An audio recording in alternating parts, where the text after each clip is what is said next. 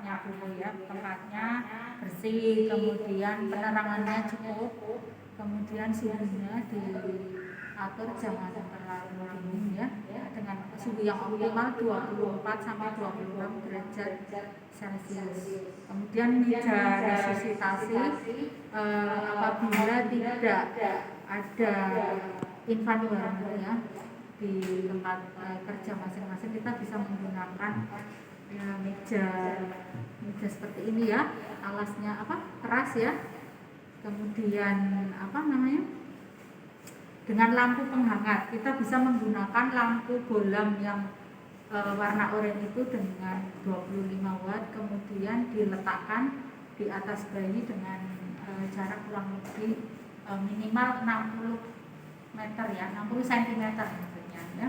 Kemudian 3 kain kita hangatkan ya.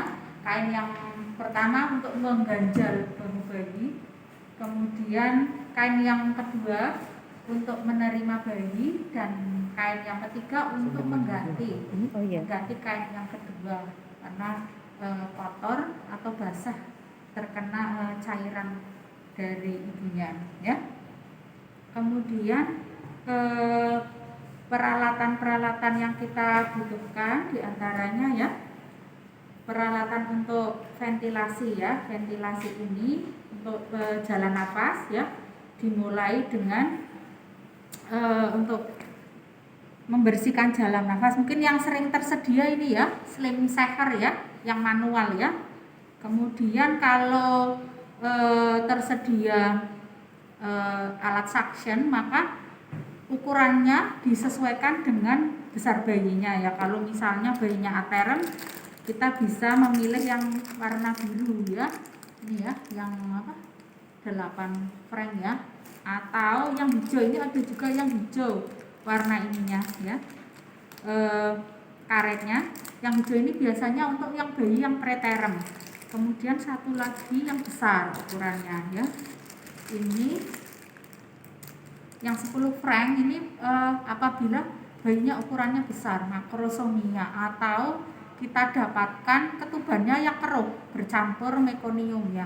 Kadang-kadang kan ada yang ketubannya udah pecah kemudian seperti lumpur. Nah itu kalau mungkin dengan suction yang warna biru ini ngisapnya kurang cepat ya dan kurang banyak, maka bisa dipakai yang warna hitam, atau ada alat yang khusus sebenarnya, yaitu aspirator mekonium ya.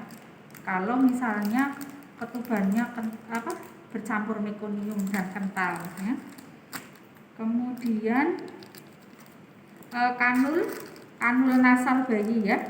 Kanul nasal bayi ini yang ukurannya bayi ya, ibu-ibu jangan yang untuk dewasa ya, nanti cuma muat 1 lubang hidung aja, nggak bisa untuk 2 lubang hidung.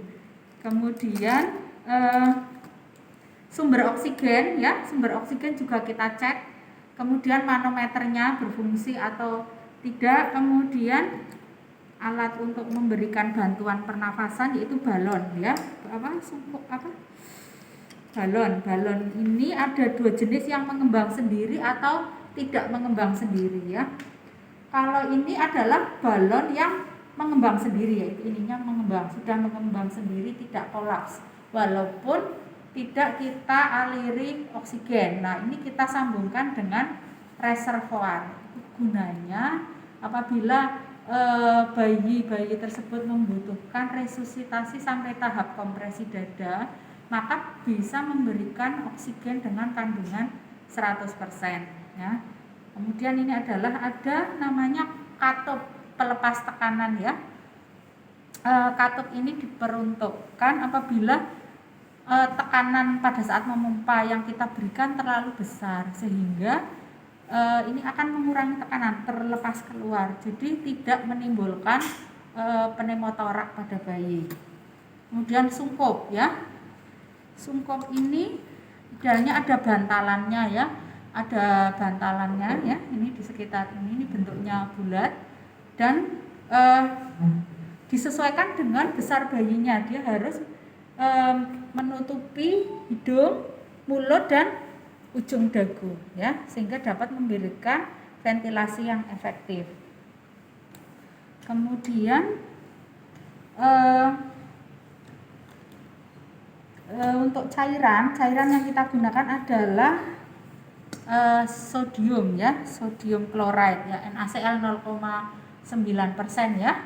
Kemudian dextrose 10%. Ini digunakan untuk maintenance maupun apabila kita dapatkan kadar gula darah bayinya kurang dari 50 gram per desiliter, bisa kita berikan bolus secara intravena apabila bayinya tidak stabil atau sesak atau letargi, atau bisa per oral apabila bayinya masih sadar ya, bisa menelan dengan 2 cc per kilogram berat badan. Kemudian cairan ya, cairan aquabides ya, ini dipergunakan untuk misalnya pengenceran ya, pengenceran tadi epinefrin ya.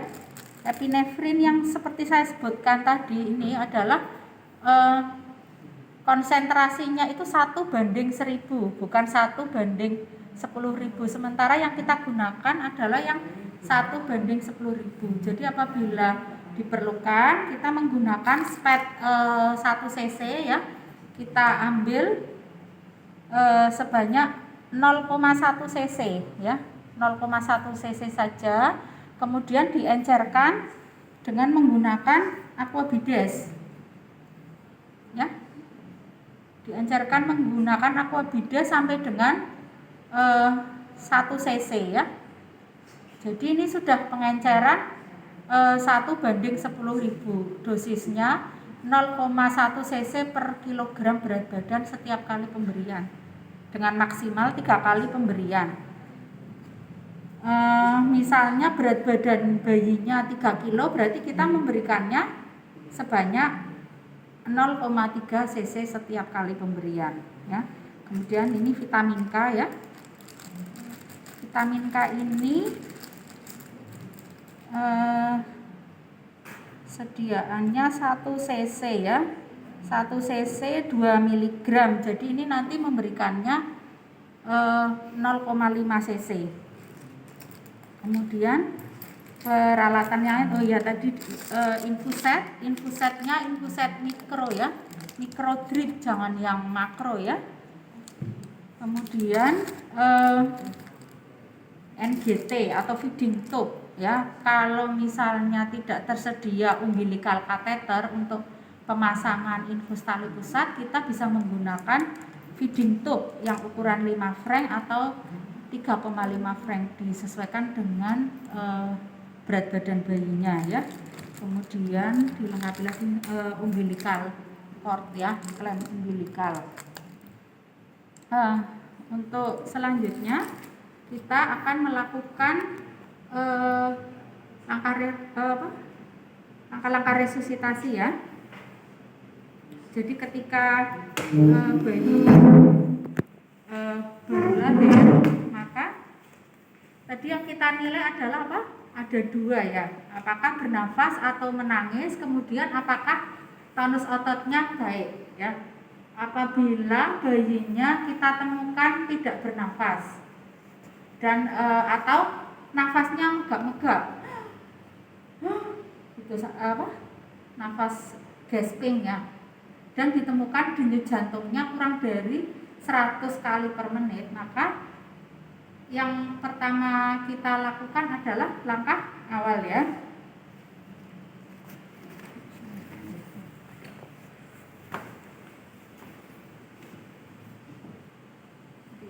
Misalnya kita menerima bayi ya.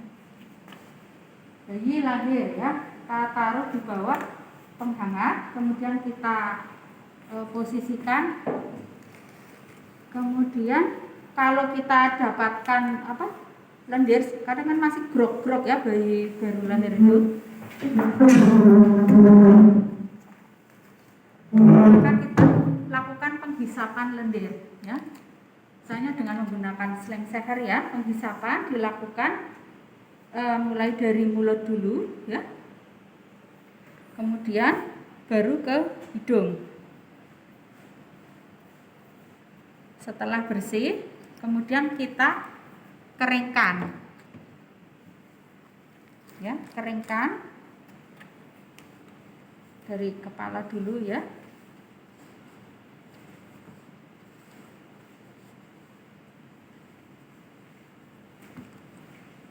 Kita miringkan ya, sambil kainnya kita atur supaya pada saat miring yang posisi sebelahnya bisa langsung kita lepas ya. Kemudian sisi sebelahnya, sisi yang bagian kiri kita bersihkan sambil memberikan rangsang taktil. Nah, kita ganti dengan kain yang baru ya.